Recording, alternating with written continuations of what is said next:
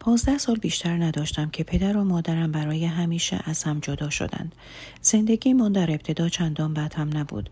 پدرم کارگر شرکت نفت بود و از نظر مالی تا حدودی دستمان به دهنمان می رسید.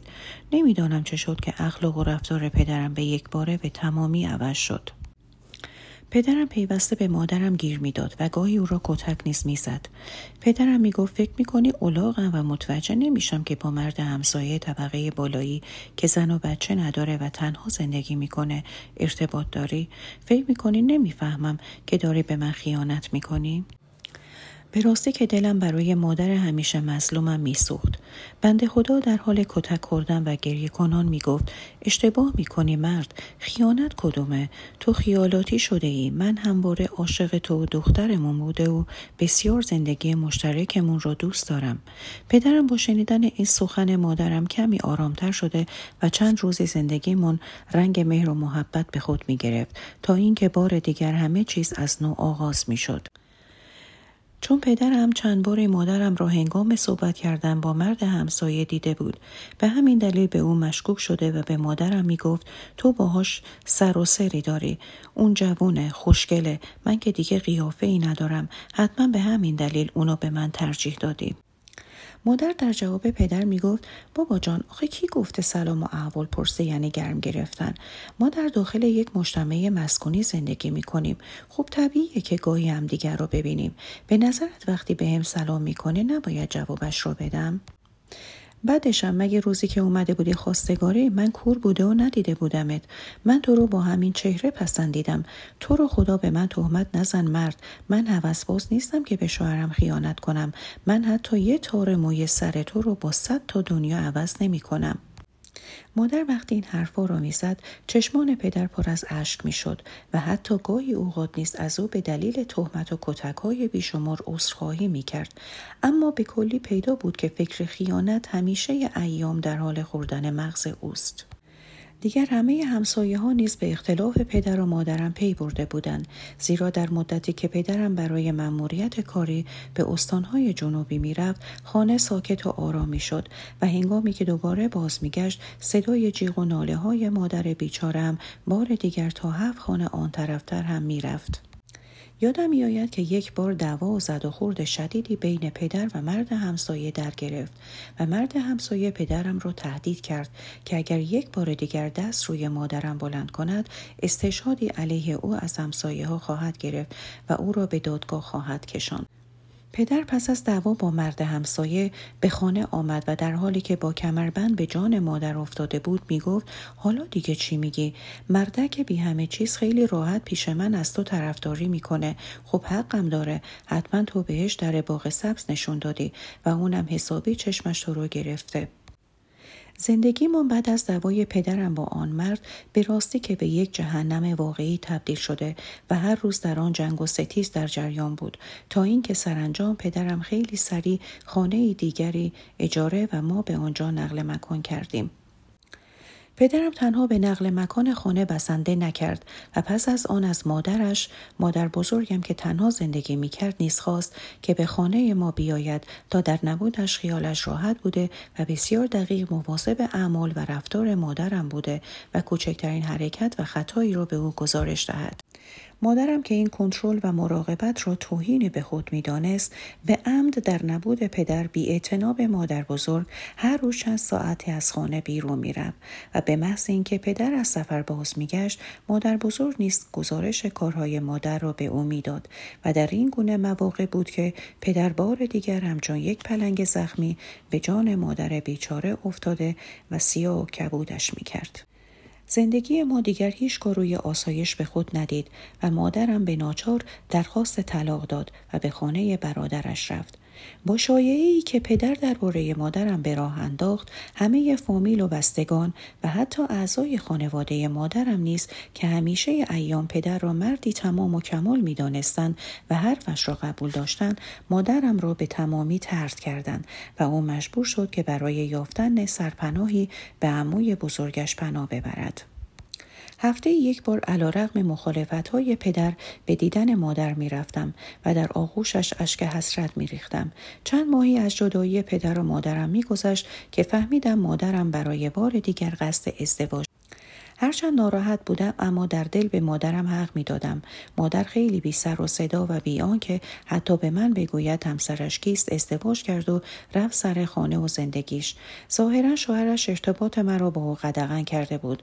مادر می گفت با شوهرش درباره من صحبت کرده، اما او گفته که به هیچ عنوان دوست ندارد که من به خانه‌شان رفت و آمد کنم.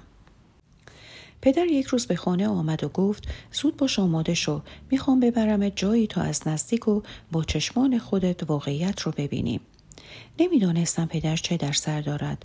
سمانه دوست صمیمی مادرم که هنوز با هم رابطه داشتن نیز همراهمان رهسپار شد. پدر ما را به شمال شهر برده و در مقابل یک خانه شیک و مجلل پیاده شدیم. سمانه زنگ در را به صدا درآورد. دقایقی بعد مادرم در آستانه در ظاهر شد. او از دیدن من و پدر از تعجب خشکش زد. حسابی گیج شده بودم و نمیدانستم که چه خبر است. پدر بیان که منتظر تعارف مادرم باشه داخل خانه شد و خطاب به من گفت بیا داخل تا خودت همسر مادرت را ببینی.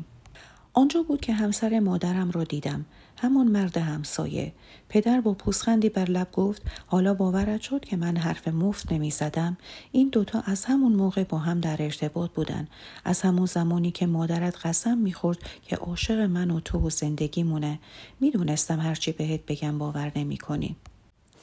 در آن لحظات که مادر سعی میکرد خودش را نزد من تبرئه کند، احساس بدی داشتم. حس میکردم که حسابی همه چیز را در زندگی باختم. مادرم دیگر به تمامی از چشمم افتاده بود، به گونه‌ای که دیگر نه میخواستم که او را ببینم نه صدایش را بشنوم. آنقدر آشفته و به هم ریخته بودم که یک شب به قصد خودکشی قرصای آرامبخش مادر بزرگ را در یک لیوان آب حل کرده و سر کشیدم. دلم میخواست بمیرم و از آن همه افکار مشوش رهایی یابم، اما از بدشانسیم پدرم که آن روزها تلاش میکرد خودش را بیشتر به من نزدیک کند متوجه شد و فوری مرا به بیمارستان رساند. بعد از آن اتفاق رابطه‌ام با پدر بهتر شد. پیدا بود که او بیشتر از مادر مرا دوست دارد. یک شب به او گفتم مادرم هر چقدر از تو کتک خورد نوش جونش. مادر به خاطر اون مردک زندگیمون رو به هم زد و من رو به این حال و روز انداخت. تو جوونی بابا، دلم نمیخواهد تنها باشی، دلم میخواد ازدواج کنی. اصلا خودم برات یه مورد خوب در نظر گرفتم. پدر آن شب هرچند با ازدواج مجدد مخالفت کرد، اما از حرفایش فهمیدم که آنچنان هم بیمیل به ازدواج نیست. من سمانه را که زنی مطلقه بود برای پدر انتخاب کرده بودم و ظاهرا پدر هم او را پسندیده بود و سرانجام پدر و سمانه خیلی زود با هم ازدواج کردند. سمانه اوایل با من مهربان بود و سعی می‌کرد که رابطه دوستانه با من برقرار کند، اما نمی‌خواست من با آنها زندگی کنم و پیوسته به پدرم میگفت چرا دخترت باید با ما زندگی کنه؟ چرا نمیره پیش اون مادر خیانتکارش؟ من یه زنم، میخوام بچه دار بشم، اما تا وقتی دخترت پیش ما باشه تو به بچه من چندان محبت نخواهی کرد. پدرم که دیگر نمیتوانست یا آن وضعیت عصب‌بار را تحمل کرده و یا اینکه از سمانه و فرزندش بگذرد، به همین دلیل مرا نزد مادر بزرگم فرستاد. روزهای بیچارگیم از همان زمان آغاز شد. دیگر مدرسه نرفتم و از طرف دیگر نیز تحمل ماندن در خانه و بد اخلاقی‌ها و غر زدن‌های مادر بزرگم را نداشتم. برای فرار از نق زدن‌های مادر بزرگ هر روز چند ساعتی را بیرون از خانه می‌گذراندم و در همان روزها بود که با فرزین آشنا شده و به پیشنهاد او از خانه گریختم. فرزین دورنمای یک زندگی شیرین و افسانه‌ای را برایم ترسیم کرده بود.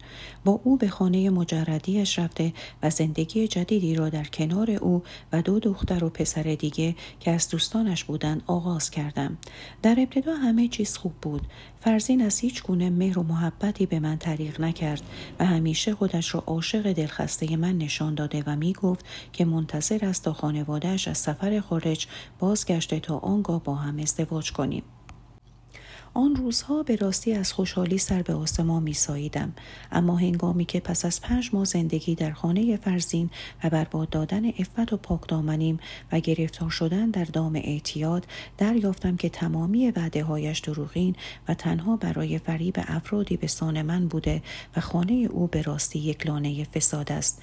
دل به دریا زده و تصمیم گرفتم تا به هر شکلی که شده از دام فرزین رها شده و اقدام به فرار از خانه او کنم. به همین دلیل در شب هنگام که فرزین پس از مصرف بیش از حد شیشه در خواب بود، در حال گریختن از خانه بودم که ناباورانه دیدم که فرزین از خواب بیدار شده و در حالی که چندان تعادلی ندارد، چنان دیوانگان با چاقویی در دست در حال حمله بر شدن به سوی من است که ناگهان چاقویش از دستش افتاد و من که بسیار ترسیده بودم از فرصت نهایت استفاده را کرده و با دستانی لرزان چاقو را برداشته و ناخودآگاه از پشت چندین ضربه را بر پیکر بی وجود فرزین وارد کردم و او به ناگاه نقش بر زمین شد. و سپس شتابان از خانه خارج شدم و پس از مدتی پرسه زدن در خیابان‌های شهر خود را به پلیس معرفی و به جرم خود اعتراف کردم.